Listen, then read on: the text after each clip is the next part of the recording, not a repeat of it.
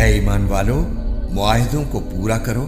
تمہارے لیے وہ چوپائے حلال کر دیے گئے ہیں جو مویشیوں میں داخل یا ان کے مشابہ ہوں، سوائے ان کے جن کے بارے میں تمہیں پڑھ کر سنایا جائے گا، بشرطے کہ جب تم احرام کی حالت میں ہو اس وقت شکار کو حلال نہ سمجھو۔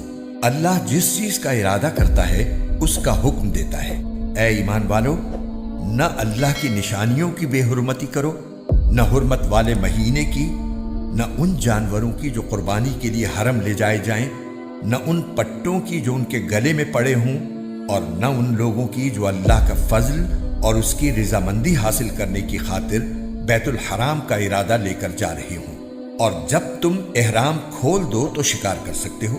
تم پر مردار جانور اور خون اور سور کا گوشت اور وہ جانور حرام کر دیا گیا ہے جس پر اللہ کے سوا کسی اور کا نام پکارا گیا ہو، اور وہ جو گلا گھٹنے سے مرا ہو، اور جسے چوٹ مار کر ہلاک کیا گیا ہو، اور جو اوپر سے گر کر مرا ہو، اور جسے کسی جانور نے سینگ مار کر ہلاک کیا ہو، اور جسے کسی درندے نے کھا لیا ہو، الا یہ کہ تم اس کے مرنے سے پہلے اس کو ذبح کر چکے ہو۔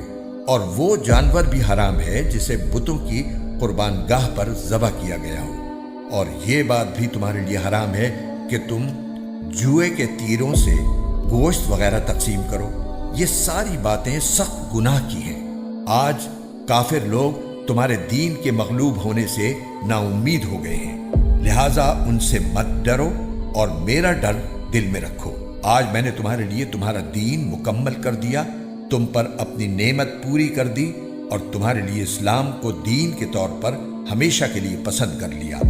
لہٰذا اس دین کے احکام کی پوری پابندی کرو۔ ہاں، جو شخص شدید بھوک کے عالم میں بالکل مجبور ہو جائے اور اس مجبوری میں ان حرام چیزوں میں سے کچھ کھا لے، بشرطے کہ گناہ کی رغبت کی بنا پر ایسا نہ کیا ہو، تو بے شک اللہ بہت معاف کرنے والا بڑا مہربان ہے۔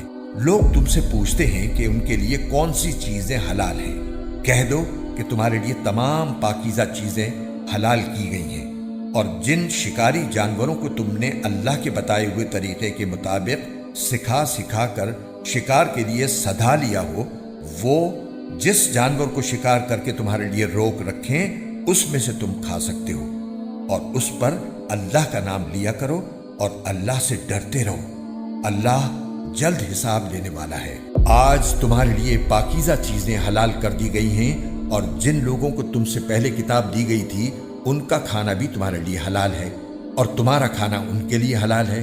نیز مومنوں میں سے پاک دامن عورتیں بھی اور اہل کتاب میں سے پاک دامن عورتیں بھی تمہارے لیے حلال ہیں، جبکہ تم نے ان کو نکاح کی حفاظت میں لانے کے لیے ان کے مہر دے دیے ہوں۔ نہ تو بغیر نکاح کے صرف ہوس نکالنا مقصود ہو، اور نہ خفیہ آشنائی پیدا کرنا۔